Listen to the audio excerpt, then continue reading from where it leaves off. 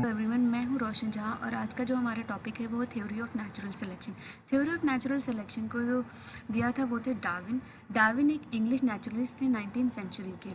उनको father of evolution भी बोलते हैं क्योंकि उनका जो कंट्रीब्यूशन था एवोल्यूशन के क्षेत्र में बहुत ज़्यादा था।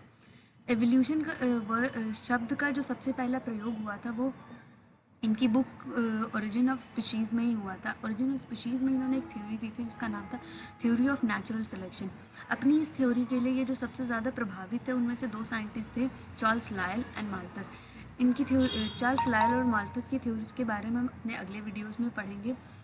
और अगर हम बात करें सिर्फ डार्विन की, तो डार्विन एक नेचुरलिस्ट होने के नाते जब ये 22 साल के थे तो इनको मौका मिला था कि एक शिप था HMS बीगल कि इसमें ये एज ए नेचुरलिस्ट वर्क करे। और एज ए नेचुरलिस्ट इन्होंने अपनी 5 साल की जर्नी में जो भी ऑब्जर्वेशन करी, जो भी इन्होंने एनिमल और प्लांट लिए थे, उन ऑब्जर्वेशन के अकॉर्डिंग इन्होंने अपनी थ्योरी ऑफ नेचुरल सिलेक्शन दी थी।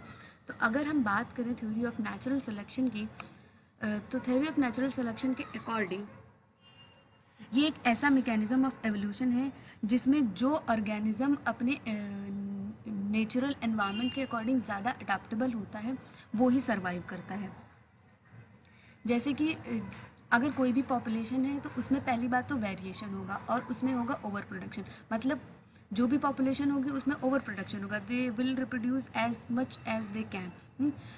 अब जब ओवर प्रोडक्शन होगा तो उसके बाद में स्ट्रगल फॉर एग्जिस्टेंस होना भी ज़रूरी है। स्ट्रगल फॉर एग्जिस्टेंस से मेरा मतलब ये है कि जब बहुत ज़्यादा पॉपुलेशन होगी तो उस केस में जो रिसोर्सेज होंगे, रिसोर्सेज की स्कैसिटी होगी, रिसोर्सेज कम होंगे।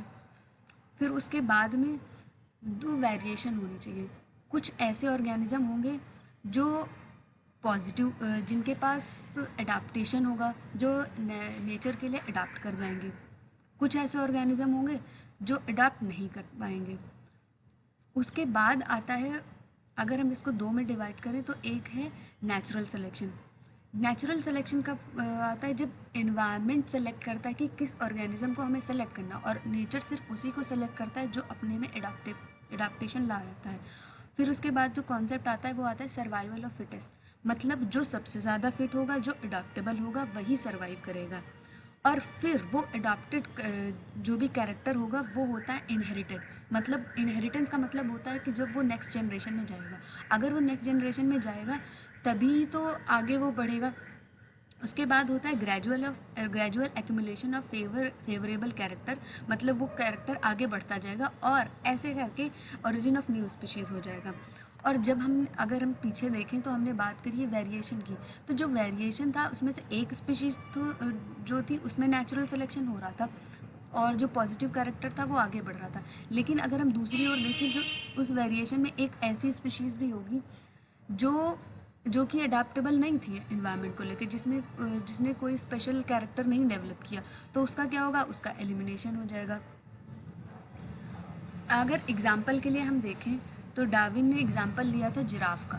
तो अगर हम यहाँ पर देखें तो यहाँ पर है वेरिएशन, ये लंबी गर्दन वाले हैं और ये छोटी गर्दन वाले हैं। लेकिन हम अगर आगे देखें तो क्या होता है? पेड़ ऊंचे हैं और नीचे अगर रिसोर्सेज अगर हम बात करें तो फूड की बहुत कमी है। फूड की देखें तो जो छोटी गर्दन वाले होंगे तो अब वो तो ऊपर नहीं जा सकते, वो ऊपर का खाना नहीं खा पाएंगे, और अगर उनको खाना नहीं मिलेगा तो वो फाइनली क्या होगा? उनकी डेथ हो जाएगी। एक और एग्जाम्पल अगर मैं बताऊँ आपको, इस एग्जाम्पल से देखिए कि एडाप्टेशन के अकॉर्डिंग नेक्स्ट जनरेशन में कैसे वो आगे बढ़ रहे होते हैं। तो अगर हम यहाँ पर देखें तो यहाँ पर दिखाया गया दो कलर के चूहे हैं, एक हैं जो ब्लैक कलर के हैं, दूसरे हैं जो टैन कलर के हैं। तो जो ये पॉपुलेशन है ये मूव करिए एक न्यू एरिया में, और उस एरिया का जो कलर है, rocks are also very dark. तो होता क्या है, यहाँ पर जो प्रेडेटर मतलब जो खा रहा है, तो वो मेनली किसको खाएगा? जो नॉर्मली विजिबल होगा। तो जो टैन वाले चूहे हैं वो नॉर्मली विजिबल हैं, तो प्रेडेटर सबसे ज़्यादा कंज्यूम सिर्फ उनको ही करेगा। और जो डार्क कलर वाले चूहे हैं वो, क्योंकि वहाँ की जो रॉक्स हैं वो भी डार्क कलर की हैं, तो वो इतना दिख नहीं रही हैं। तो इस वजह से क्या होगा, जो टैन वाले चूहों की जो पॉपुलेशन होगी वो बहुत कम हो जाएगी क्योंकि उनको खाया जा रहा है। और नेक्स्ट जनरेशन में, क्योंकि एनवायरनमेंट के अकॉर्डिंग अडेप्टेबल कौन है? ब्लैक वाले चूहे जो डार्क कलर है वो ज़्यादा अडाप्टेबल हैं, तो वो ज़्यादा अडाप्टेबल हैं तो नेक्स्ट जनरेशन में ओवर प्रोडक्शन भी उनका ही होगा, नेक्स्ट जनरेशन में कैरेक्टर भी उनका ही जाएगा।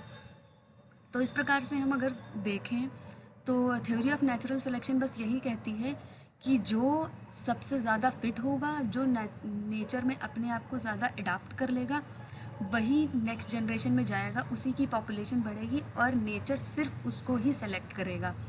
तो आज के लिए बस इतना ही, मिलते हैं नेक्स्ट वीडियो में। Thank you for listening.